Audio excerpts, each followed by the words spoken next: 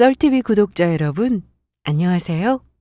저는 이제 막 결혼 정년기를 지나고 결혼 준비를 한창 하고 있던 30대 여성입니다.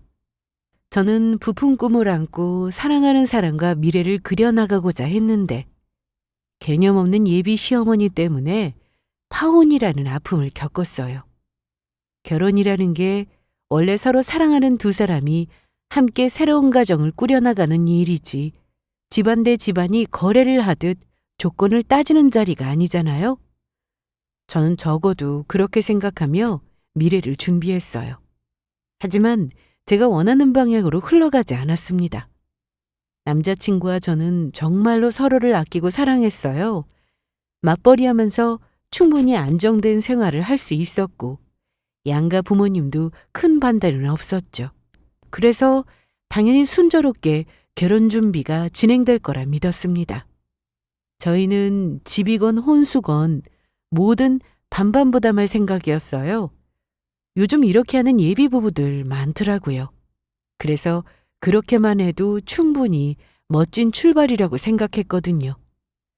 미리 양가 부모님께 이렇게 하겠다고 말씀드렸을 때 모두 고개를 끄덕였고 저도 이제 진짜 결혼이 현실이 되는구나 하고 마음이 설렜습니다. 그러던 중 문제가 일어났어요.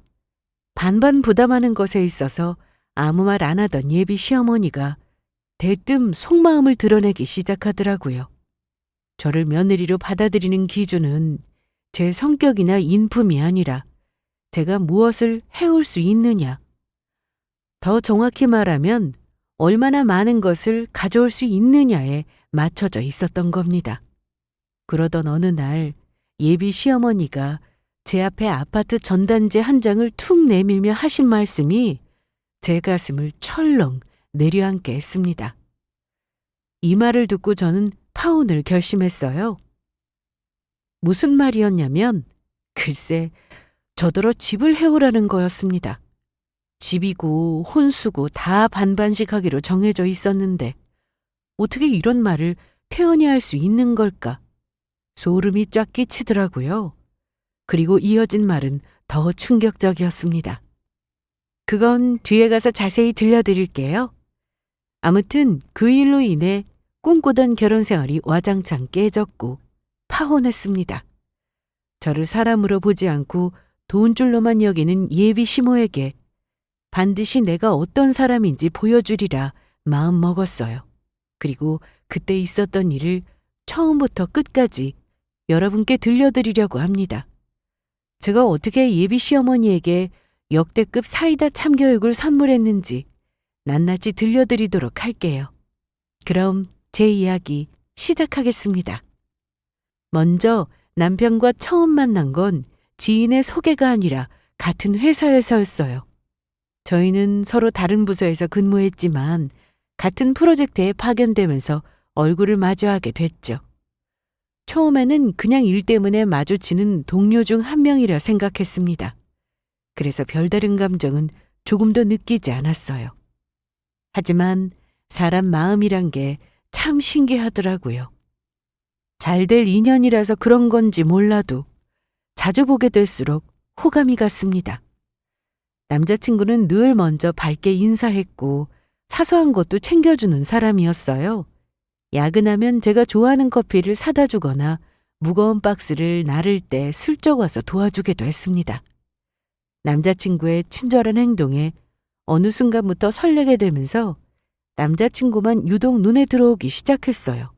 그러던 중 프로젝트가 끝날 즈음 팀 회식 자리에서 남자친구가 용기 내서 주말에 같이 영화 보러 가지 않겠냐고 물었습니다. 그 한마디에 제 마음이 덜컥 내려앉았어요. 마침 저도 남자친구에게 호감을 느끼던 중이었고 프로젝트 끝나면 이제 자주 볼 일 없을 텐데 하고 내심 아쉬워하고 있었거든요.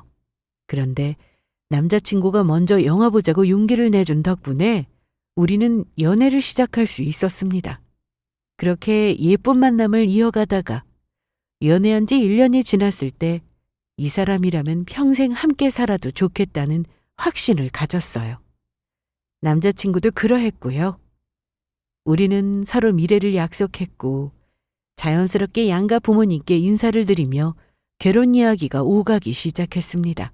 그래서 양가 부모님 인사를 마치고 결혼 준비 이야기가 나오기 시작했습니다. 예식장, 예물 등등 하나씩 정해 나가던 중 가장 큰 문제는 역시 신혼집과 혼수였어요. 솔직히 저는 걱정이 많았습니다. 집값이 워낙 비싸다 보니 대출이나 양가 부모님 도움 없이는 집을 구하는 게 쉽지 않겠구나 싶었거든요. 요즘 거의 다 대출 끼고 집장만 하잖아요. 저 역시 대출 받으면 되겠지 싶었는데 하늘처럼 치솟는 집값에 손이 후덜덜거렸습니다. 대출을 받는다고 해도 이자와 원금을 다 어떻게 감당하나. 결혼하자마자 빚잔치라는 생각에 마음이 편치 않더라고요. 그래서 조심스럽게 남자친구에게 제 생각을 털어놓았습니다. 우리 신혼집 말이야. 양가 부모님에게 얼마라도 도와달라고 하면 안 될까? 갑자기? 대출 받아서 마련하기로 했잖아. 그렇기는 한데 전셋집 알아보니까 너무 비싸서 대출을 다 받을 수 있는 것도 아닌데 부족한 금액은 어디서 구해? 우리가 모아놓은 돈으로는 부족하잖아. 전세로 신혼집을 구하려고 저 혼자 여기저기 알아보고 다녔어요.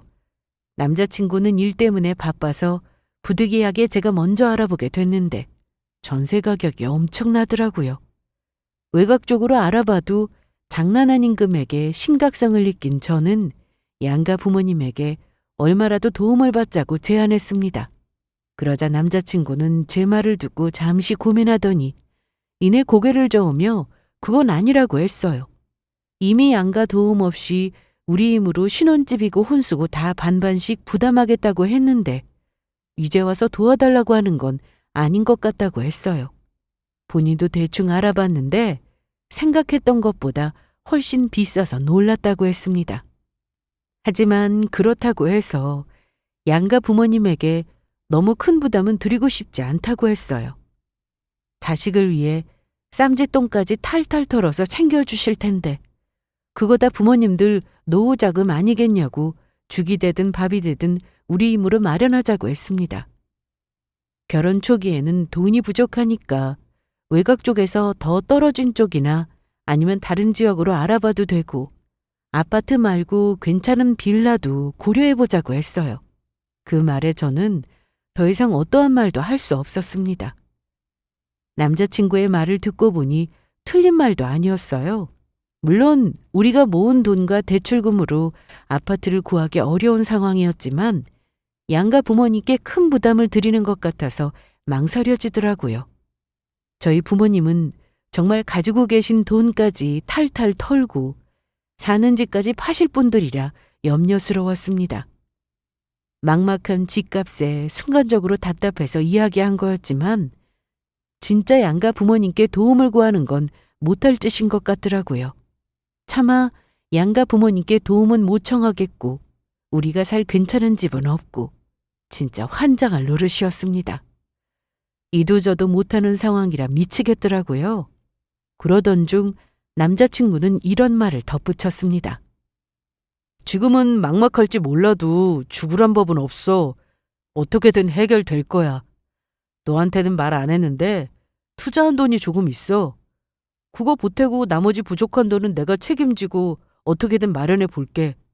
대신 혼수는 네가 더 준비하는 거로 하자. 그렇게 반반 부담하면 서로 공평하잖아. 어때? 남자친구는 오래전부터 투자하는 게 있었는데 정 어려우면 그거라도 처분하겠다고 했습니다. 조금씩이지만 앞으로도 꾸준히 오를 추세라 웬만하면 건드리지 않고 그냥 두려고 했는데 정 안 되면 그거라도 처분해야 하지 않겠냐고 했어요.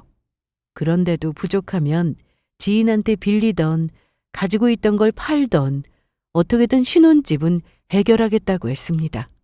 그 말에 저는 안도와 동시에 미안함과 감동이 밀려왔어요. 요즘 젊은 사람들 부모에게 많이들 의지하고 기대하려 하잖아요. 그래서 캥거루족이라는 말이 나온 거고요. 그만큼 부모에게 도움받는 걸 당연하게 여기는데 제 남자친구는 부모의 도움 없이 우리 힘으로 해결하고자 했습니다. 그 모습이 참 믿음직스럽고 든든하더라고요.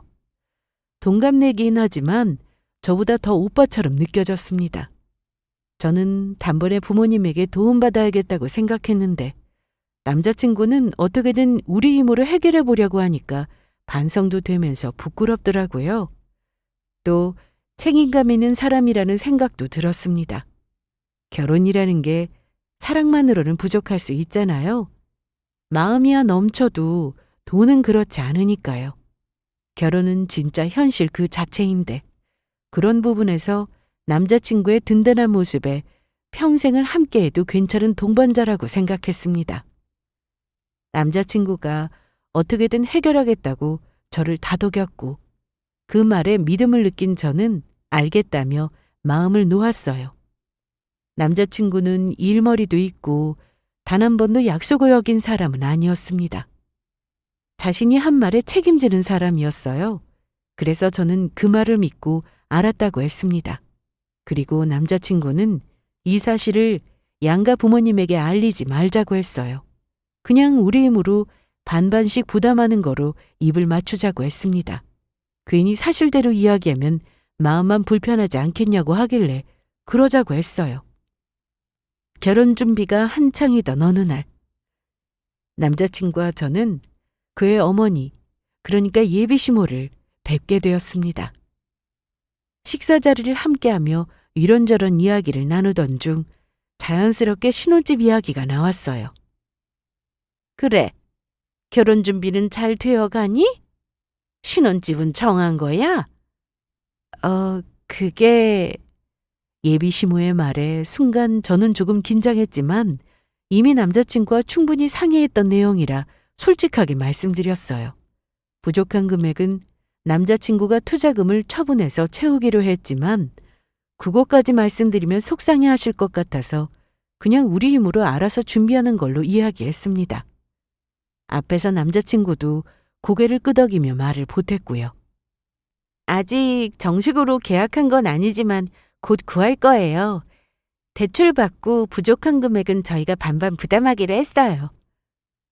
좋은 집 구하려고 이것저것 따져보면서 알아보고 있어. 우리 능력 닿는 선에서 적당한 집으로 구할 거야. 그 말을 들은 예비 시모는 잠시 생각에 잠긴 듯 하더니 곧 미소를 지으며 이렇게 말씀하셨어요. 아무리 대출받아서 마련한다고 해도 요즘 집값이 만만치 않은데 우리 둘이 감당할 수 있냐고 말이죠. 그 말에 너무도 공감됐지만 티를 낼 수는 없었습니다. 사실대로 이야기하면 걱정하실 게 안 봐도 뻔한데 좋은 일 앞두고 걱정거리를 드리는 것 같아서 죄송스러웠거든요. 그래서 걱정하지 마시라고 서로 충분히 상의하고 있고 힘들어도 우리가 감당해야 할 몫이라고 잘 해낼 거라고 말씀드렸습니다. 이제 시작하는 입장이라 어려운 부분도 있겠지만 잘 헤쳐나갈 수 있으니 지켜봐 달라고 했어요. 예비 시모는 한동안 우리를 바라보다가 결국 고개를 끄덕였습니다. 걱정스런 표정은 지울 수 없었지만 우리가 그렇게 생각한다면 뭐라고 하겠냐며 결혼은 너희들이 하는 거니까 간섭하지 않겠다고 알아서 잘 준비해보라고 하셨어요. 다만 정 안 되겠다고 판단되면 그때는 어려워하지 말고 도움을 청하라고 하셨습니다. 다는 아니더라도 보태주고 싶다고 하셨어요. 그 말씀에 저는 내심 감동했습니다.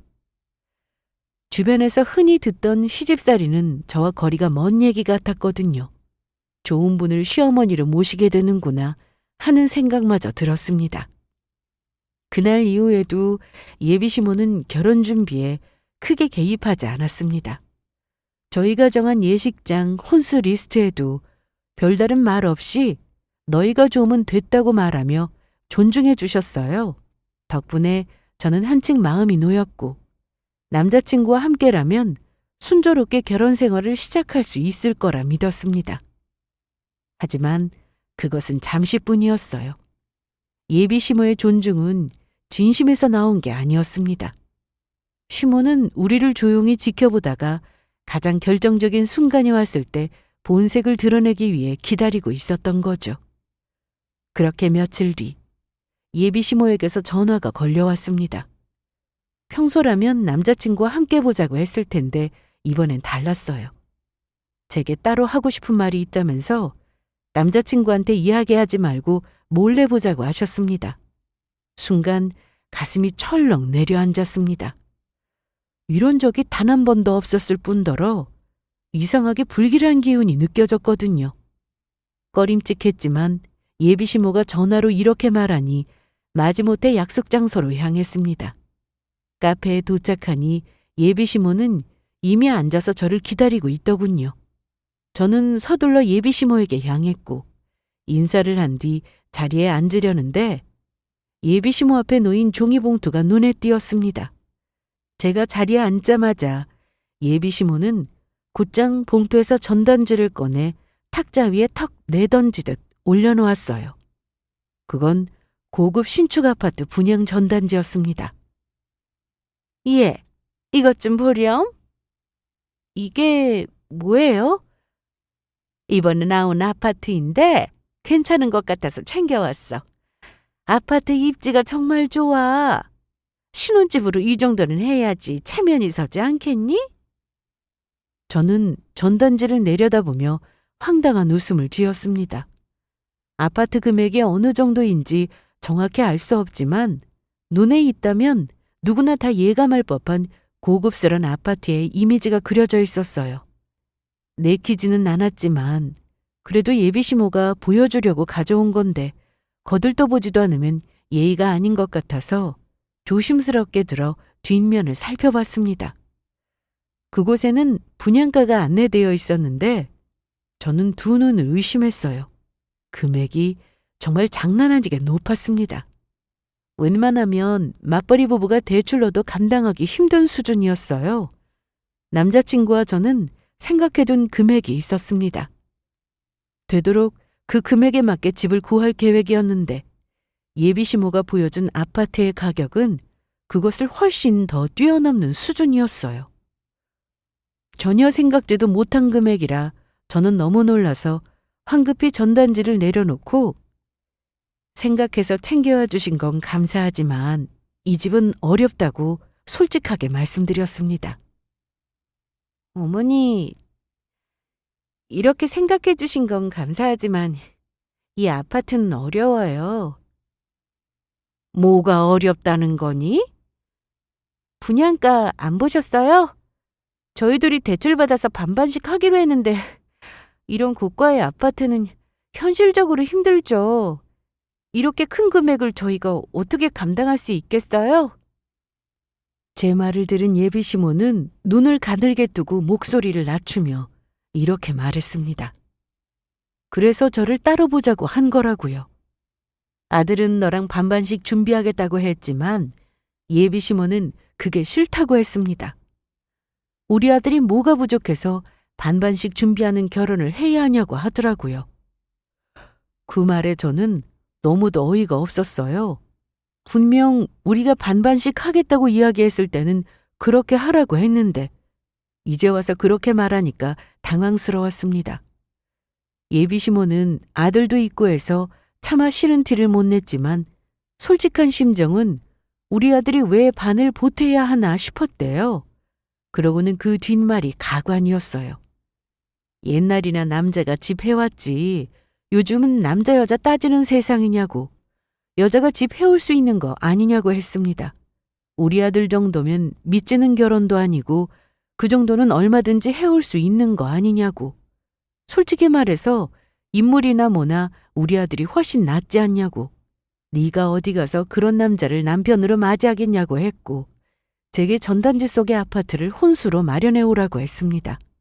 나머지는 아들이 알아서 할 테니 다른 생각 말고 이 집만 해오라고 했어요.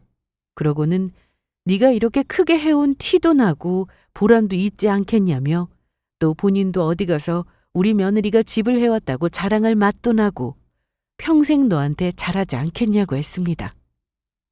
그 말을 듣고 저는 경악하며 단호하게 거절했어요. 아무리 생각해도 이건 아니잖아요. 어떻게 부모님 도움 없이 저 혼자 힘으로 집을 해올 수 있겠어요? 상식적으로 이건 말도 안 되는 이야기였습니다.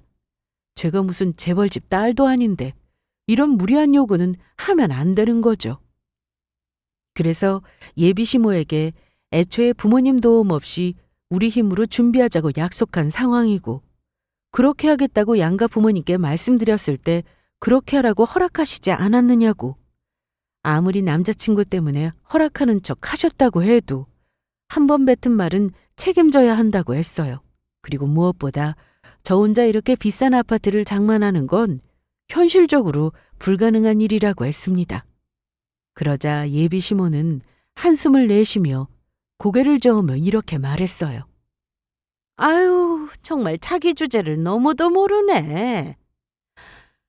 내가 이런 말까지 안 하려고 했는데 그 정도는 네가 희생해야 하는 거 아니니? 부모님께 따로 도움받던 뭐라던 그건 네가 알아서 해야지. 아니, 우리 아들하고 결혼하려면 그 정도는 기꺼이 해와야 하는 거 아니야? 집도 못 해오면서 무슨 결혼을 한다고. 그 말은 제 가슴을 꽉 짓누르는 말이었습니다. 본인의 아들 앞에서는 너희 뜻을 존중한다며 인자 미소를 짓더니 저와 단둘이 있는 자리에서는 본심을 여지없이 드러내는 예비 시모. 그 전에 정말 좋은 시어머니를 만났다고 생각했던 지난날이 와장창 깨지면서 스멀스멀 후회가 밀려왔어요. 언뜻 알겠더라고요. 제대로 똥 밟았다는 것을요. 결국 대화는 평행선을 달렸습니다. 저는 끝까지 고개를 끄덕이지 않았고 예비 시모는 불만 가득한 얼굴로 저를 못마땅하게 쳐다보다가 미처 생각을 다 못해서 그렇게 말하는 걸 수도 있으니까 진지하게 생각해 볼 시간을 주겠다고 했어요. 그러고는 제게 어디 가서 이런 남자를 만나나 현명하게 잘 생각해 보라고 했습니다. 사람은 자기 주제를 정확하게 알아야 한다고 했고, 우리 아들 같은 사람은 제 인생에서 두 번 다시 못 만날 사람이니 어리석게 놓치지 말고 잡아야 한다고 했어요. 좋은 소식 기다릴 테니 충분히 생각해보고 이야기하라고 했고, 무조건 안 된다고 생각하지 말고 어떻게 하면 아파트를 마련할 수 있을까, 그 궁리를 하는 게 현명할 거라고 했습니다. 그렇게 예비 시모는 카페를 나갔습니다. 그리고 남자친구는 그날 저녁 아무것도 모른 채 전화를 걸어왔어요.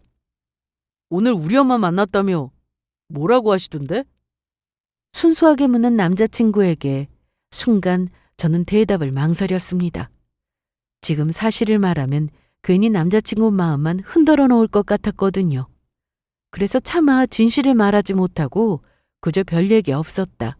그냥 예비 며느리랑 단둘이 시간 보내고 싶어서 오신 거라고 얼버무렸습니다. 말은 그렇게 하고 마무리했지만 정작 제 마음 한쪽에는 이미 서늘한 불신이 자리 잡고 있었어요. 이 결혼 정말 괜찮은 걸까? 아무리 생각해도 그렇게 비싼 고가의 아파트를 장만하는 건 무리인데 싫다고 하면 결혼을 반대하실까? 그럼 남자친구와 나는 헤어지게 되겠지? 생각이 꼬리에 꼬리를 물고 저를 괴롭혔습니다. 예비 시모와의 만남 이후 제 마음은 하루하루 무겁게 가라앉았어요. 남자친구와 나는 아무런 문제가 없는데 예비 시모 때문에 헤어지고 싶지 않았거든요. 그렇다고 이런 사람을 평생 시어머니로 모시고 사는 게 맞는 걸까 싶기도 하고 혼란스러웠습니다. 아들 앞에서는 존중하는 척하면서 저를 따로 불러 집을 마련하라고 강요했던 그 순간이 계속해서 머릿속에서 떠나지 않았습니다. 그리고 전단지를 건네며 요즘은 며느리가 집 해오는 세상이라고 했던 목소리가 귓가에 맴돌았습니다. 저는 결혼이라는 게 두 사람이 약속하고 함께 맞춰가는 거라고 생각했는데 나는 왜 시작부터 강요받아야 하는 건가? 이걸 어떻게 하면 좋을지 막막하더라고요. 그렇게 며칠을 고민하다가 결국 남자친구에게 사실을 털어놓기로 했습니다. 어떻게 하면 좋을지 저 혼자 가닥을 잡는 게 힘들더라고요. 그날은 남자친구와 함께 저녁을 먹는 중이었고 저는 기회를 엿보다가 슬쩍 예비 시모를 만나서 들은 이야기를 털어놓았습니다. 전단지를 꺼내들며 집을 해오라고 강요한 이야기, 아들한테 말하지 말라던 이야기까지 몽땅 다 이야기했어요. 되도록 남자친구 모르게 해결하면 좋겠지만 도저히 저 혼자서 감당할 사이즈가 아니었습니다. 이 이야기를 남자친구에게 꺼내면 예비시모의 귀에까지 들어가는 건 분명할 테지만 그래도 어쩔 수 없었어요. 제 말을 들은 남자친구의 얼굴이 확 굳어졌습니다. 믿기지 않는지 그게 정말 사실이냐고 몇 번이나 되물었어요. 하긴 남자친구한테는 계속해서 다 존중하고 이해해주는 인자한 엄마인 척 굴었을 테니까요. 제가 틀림없는 사실이라고 하니까 남자친구는 씁쓸한 미소와 함께 깊은 한숨을 내쉬더군요. 그러고는 엄마가 그런 말을 했을 거라 생각 못했다고, 네 마음이 얼마나 불편했겠냐고 정말 미안하다며 대신 사과했습니다. 또 확실한 표정으로 우리 결혼이니까 우리 방식대로 진행할 거라고 했습니다. 반반 부담하기로 말씀드린 상태지만 저와 이야기한 대로 남자친구가 집을 해결하고 제가 나머지를 책임지는 걸로 할 거라고 했어요. 아무리 엄마가 뭐라고 해도 남자친구는 제 편이라며 걱정하지 말라고 했습니다. 그 말을 들으니 순간 제 눈가가 뜨거워졌어요. 예비시모에게 들은 말을 전하면 남자친구가 어떻게 반응할까 미리 생각해뒀거든요. 만에 하나 최악의 상황으로 예비시모 생각대로 하는 게 좋겠다고 하면 어쩌나 걱정했습니다. 그런데 이렇게 말해주니까 참 고맙더라고요. 그 말을 듣고 혼자서 얼마나 마음고생 많이 했을 거냐며 걱정스런 눈빛으로 봐줬어요. 그 따스한 눈빛에 그래, 이 사람은 적어도 나와 같은 방향을 보고 있는 사람이구나. 적어도 늘 내 편이 되어주겠다는 생각이 들었습니다. 하지만 그건 잠깐뿐이었어요. 남자친구에게 감동한 건 사실이지만 예비시모에게 받은 불안감은 사라지지 않았거든요. 그날 예비시모는 단순히 부탁하는 수준이 아니었습니다. 저한테 기회를 주는 눈빛이었어요. 자기 말대로 하면 무사히 결혼을 치를 수 있을 것이고 아니면 이 결혼 어떻게든 막겠다는 확고한 눈빛이었어요. 남자친구는 더 이상 신경 쓸 거 없다고 본인 선에서 알아서 해결하겠다고 저를 안심시켰지만 제 속은 여전히 복잡했습니다. 예비시모가 이렇게까지 강하게 나오는데 앞으로의 결혼 생활은 괜찮을까? 집 문제는 단순한 시작에 불과한 건 아닐까? 체면 때문에 집을 강요하는 시모라면 결혼 후에도 다른 일로 또다시 나를 압박하지 않을까? 그날 밤 잠들기 전까지도 그 불안한 예감이 머릿속을 떠나지 않았습니다. 며칠 뒤 남자친구와 저는 예비시댁으로 향했어요. 예비시모가 같이 저녁 먹자고 저를 집에 초대했거든요. 아무래도 제가 남자친구한테 사실대로 털어놓았으니 그 문제를 매듭짓기 위해 부른 것 같았습니다. 그래서 한껏 긴장한 채로 남자친구와 향했어요. 이윽고 예비시댁이 문이 열리고 예비시모가 나왔습니다. 평소와 다름없이 웃으며 우리를 맞이하는 척했지만 그 미소가 영 어색해 보였어요. 저를 보자마자 뭐라고 할 줄 알았는데 어색하지만 미소를 띤 채 이야기하니까 잘 해결되려나 하는 기대감이 생겨났어요. 하지만 그것도 잠시였습니다.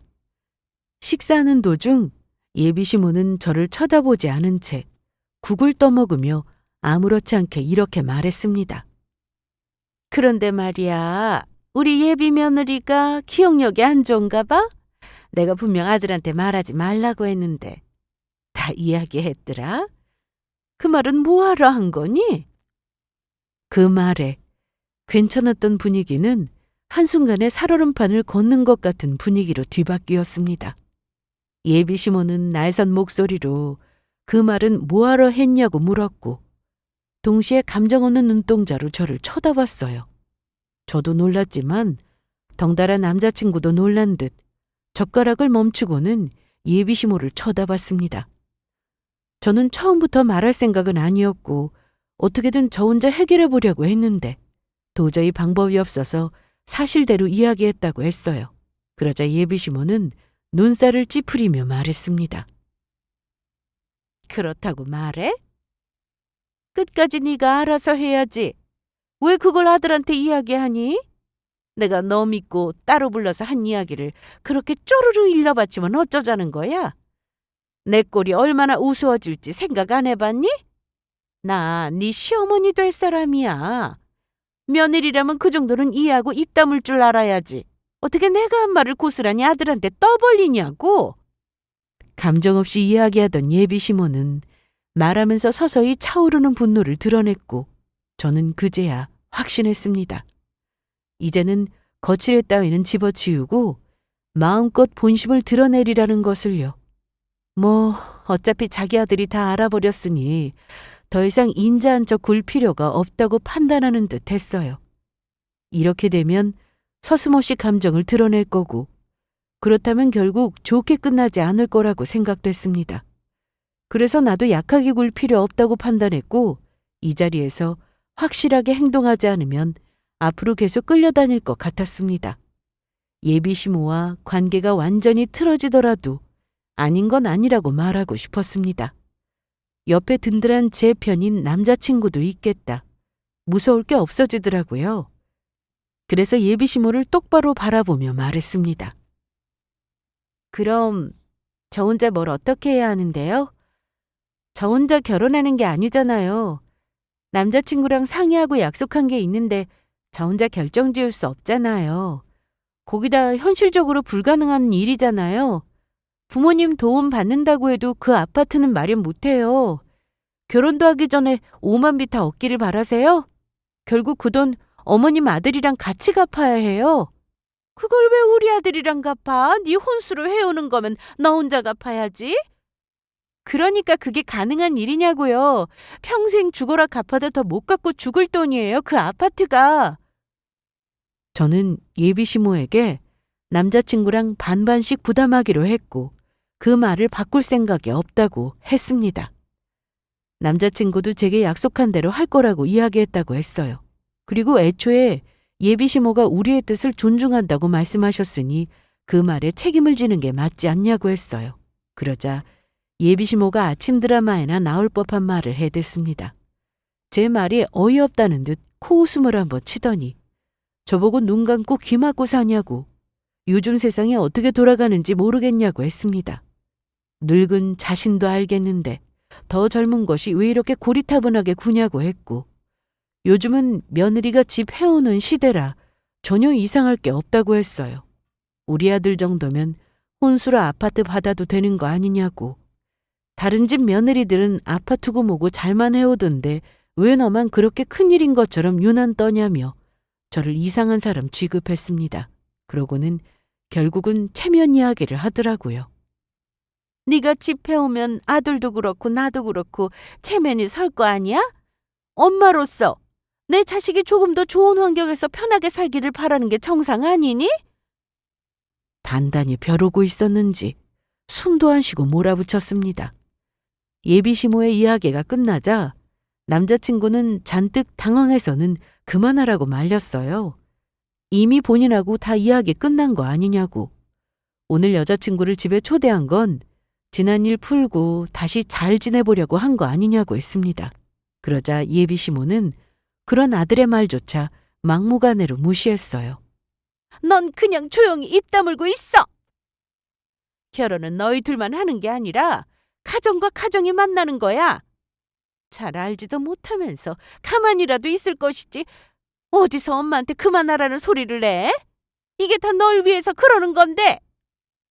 시모가 남자친구를 향해 한심하다는 눈빛으로 쏘아보니까 남자친구는 더 이상 말도 못하고 한숨만 푹 쉬어댔고 저는 그런 억제에 기가 막혀서 참지 못하고 차갑게 대꾸했습니다. 그건 아들을 위하는 게 아니라 어머니 당신의 체면을 위해서 하는 말 아니냐고. 그렇게 체면 중요하게 생각하는 사람이 아들 앞에서는 한없이 인자하고 좋은 어머니인 척 굴고 나를 따로 불러내서 아파트 장만해오라고 협박 아닌 협박하냐고 했어요. 보이는 게 중요하면 나한테 보이는 것도 신경 써야 하지 않냐. 저번부터 요즘은 예전이랑 다르다고 말씀하시는데 그 말 공감한다고 했습니다.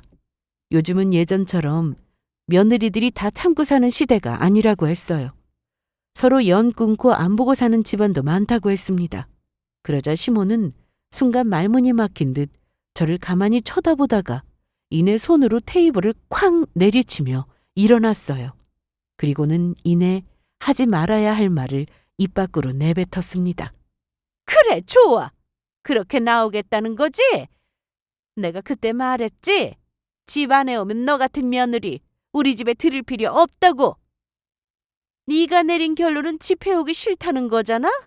그럼 이 결혼 난 절대 인정 못해. 우리 아들한테서 당장 떨어져! 결국 우려하던 일이 터지고야 말았습니다. 그 말만은 안 했으면 했는데 예상을 빗나가지 않았어요. 아무리 그래도 아들이 사랑하는 사람과 결혼하겠다는데 집 때문에 회방을 놓을 수 있을까요? 저건 잘못된 모정이었습니다. 아니, 모정이라고 말하고 싶지도 않네요. 그냥 본인 욕심에 눈이 먼 거였어요. 남자친구는 자리에서 벌떡 일어나며 예비 시모에게 무슨 그런 말을 하냐고, 아무리 화가 나도 그렇지 그런 말을 그렇게 쉽게 할 수 있냐고 했고, 엄마가 반대하던 결혼할 거라고 했습니다. 자신의 인생이니 마음대로 쥐고 흔들며 여자친구에게 협박하지 말라고 했어요. 저 역시 단호했습니다. 더는 침묵하지 않고 분명히 선을 그는 순간이었죠. 그날 식탁 위에는 싸늘한 긴장과 갈등만이 가득했어요. 예비 시모의 갈등은 걷잡을 수 없이 커져만 갔습니다. 저와 남자친구가 아무리 설명해도 예비 시모는 집 안에 오면 절대 안 된다며 결코 물러서지 않았어요. 하도 난리를 피워대서 저와 남자친구는 더 이상 집에 머무를 수 없었고 방방 뛰는 예비 시모를 뒤로하고 집 밖으로 나왔습니다. 그리고 남자친구가 그러더군요. 정말 미안하다고. 엄마가 저렇게까지 나오실 줄 몰랐다고. 오늘도 저한테 사과하고 잘 풀려고 초대하신 줄 알았다고 했어요. 남자친구와 저는 큰 벽에 부딪힌 기분이었고 앞으로 이 일을 어떻게 해야 하나 막막했습니다. 그러던 중 남자친구가 한참을 골똘히 생각하다가 그러더군요. 내가 엄마 다시 설득해 볼게. 시간은 조금 걸리겠지만 그래도 어떻게든 설득할 거야. 자식 이기는 부모 없다고 결국은 우리 결혼 인정해 주실 거야. 남자친구는 충분히 설득할 수 있다며 시간을 달라고 했고 자신을 믿고 기다려달라고 했어요. 저는 힘없는 목소리로 우선 알겠다고 했습니다. 그 상황에서 부정적인 말로 남자친구의 마음을 무너지게 할 수 없더라고요. 그래서 알겠다고만 하고 집으로 돌아왔습니다. 그러고는 남자친구와 연락을 주고받는 내내 저 나름대로 어떻게 해결하면 좋을지 대책을 세웠어요. 솔직히 저는 예비 시모를 감당할 자신이 없었습니다. 딱 보면 알잖아요. 이 사람이 고집이 꺾일지 아닌지. 누울 자리 보고 누우랬다고 제가 본 예비 시모는 호락호락한 사람이 아니었습니다. 절대 인정 못한다고 고집 부릴 것 같았어요. 그걸 꺾는다고 해도 저는 시어머니로 모시기 싫었습니다.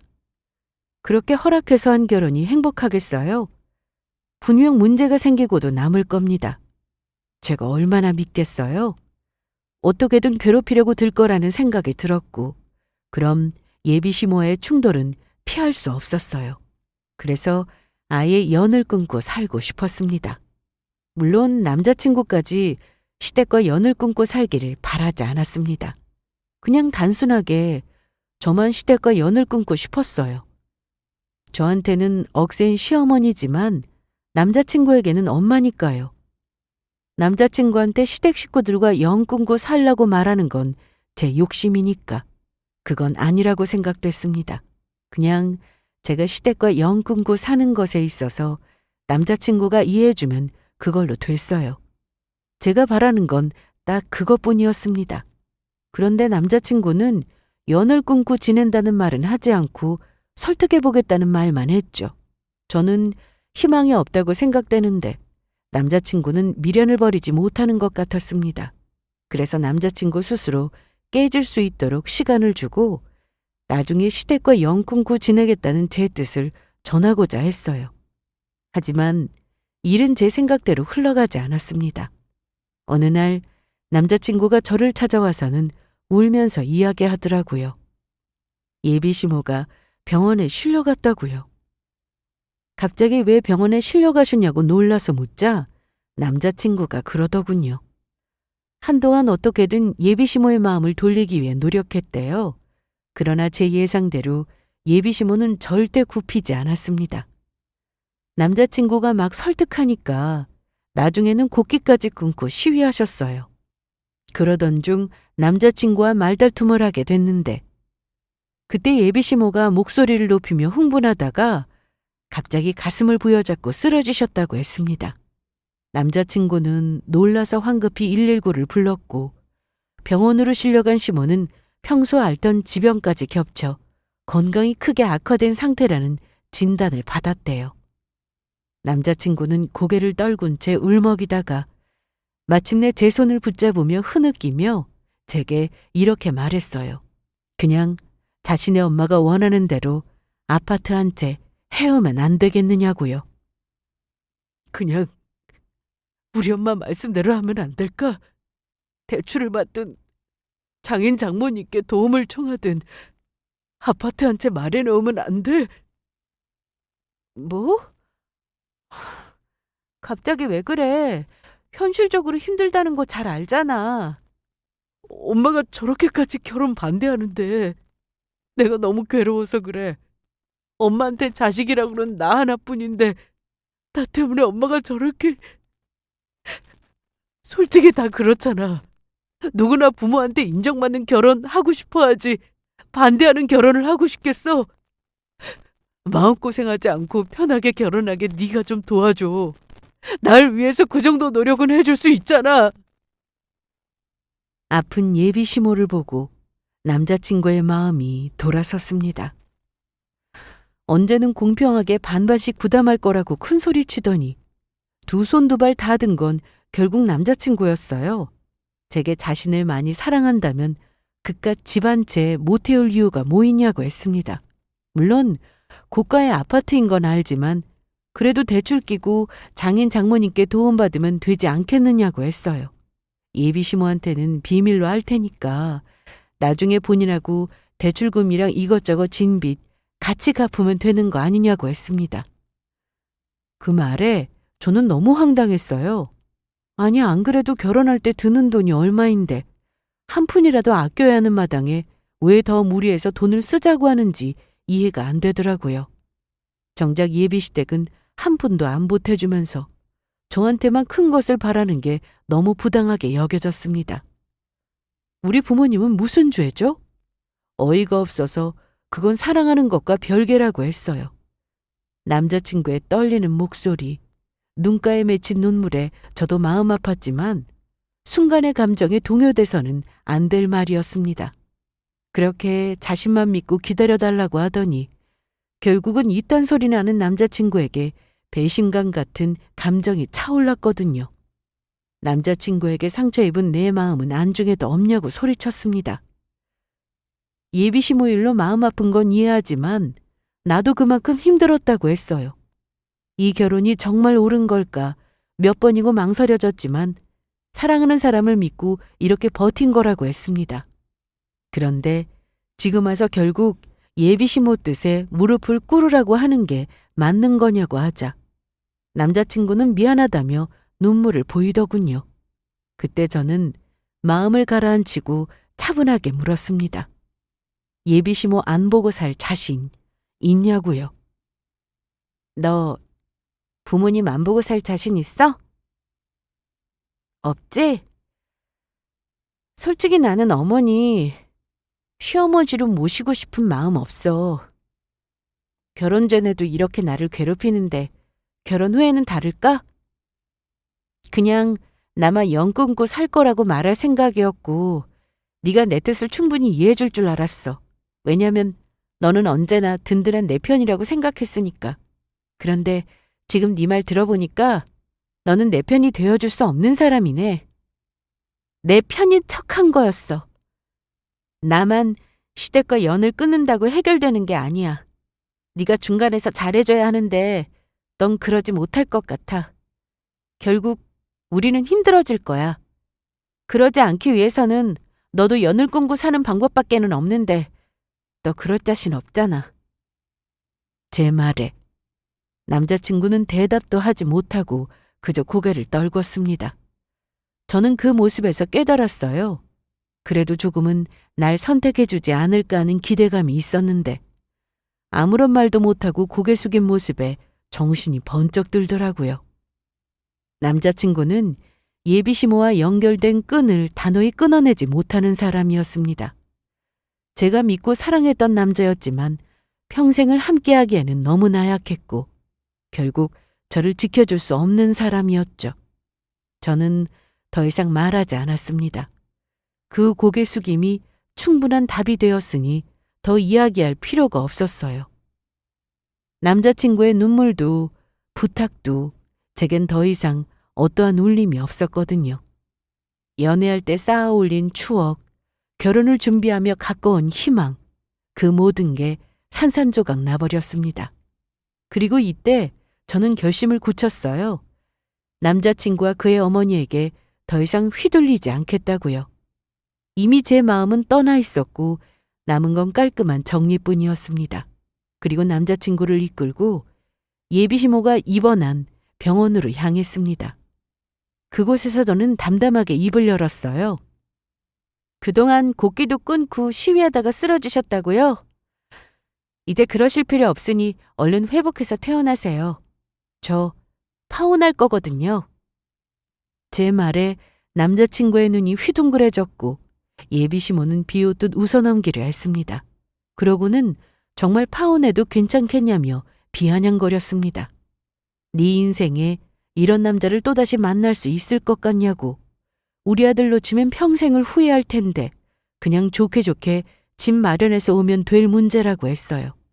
그동안 곡기 끊고 보니까 아들이 여자친구를 많이 사랑하고 있다는 걸 알았다면서 특별히 기회를 한 번 더 준다며 선심 쓰듯 말했습니다. 집 마련해 오면 지난 일 다 잊고 다시 받아주겠다고요.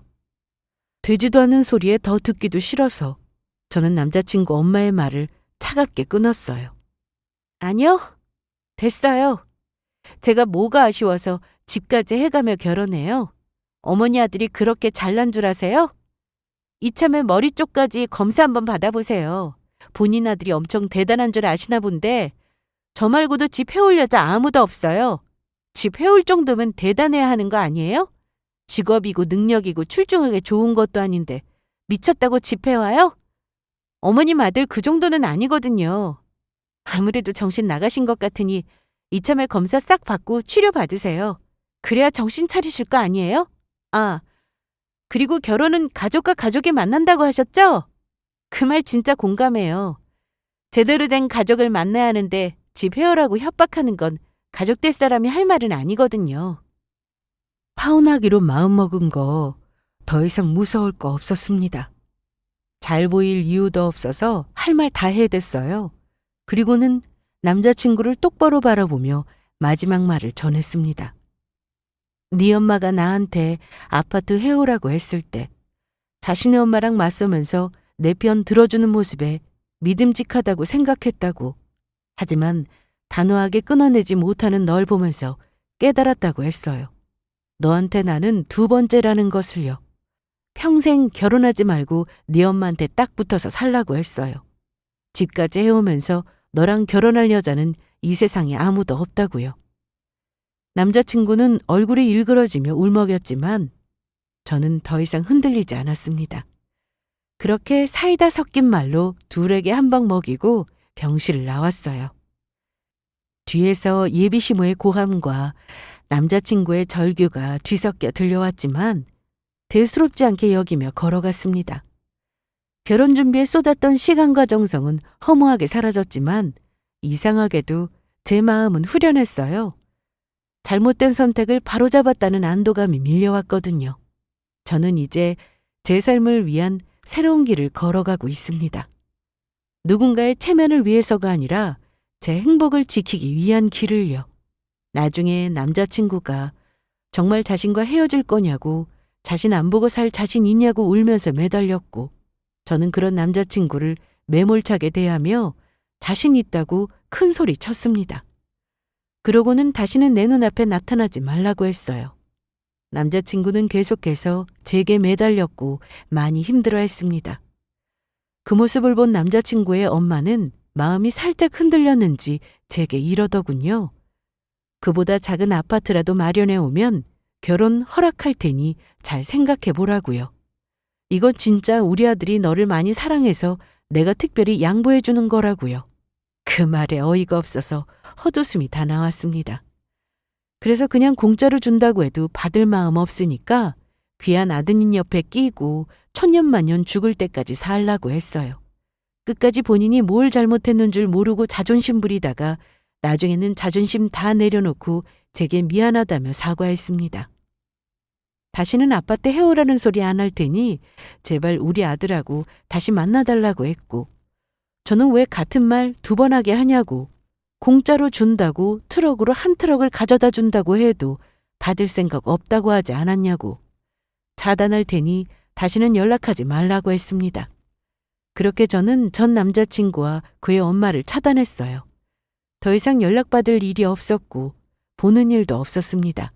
마지막으로 결혼은 평생의 동반자를 만나는 일이지 거래나 흥정이 되어서는 안 된다고 생각합니다. 집 한 채 혼수 몇 개로 저울질되는 게 아니라 서로의 마음과 신뢰가 가장 큰 밑거름이어야겠죠? 긴 제 사연 끝까지 함께 해주셔서 진심으로 감사드리며 여러분도 언제나 자신만의 소중한 행복을 놓치지 않으시길 바라겠습니다.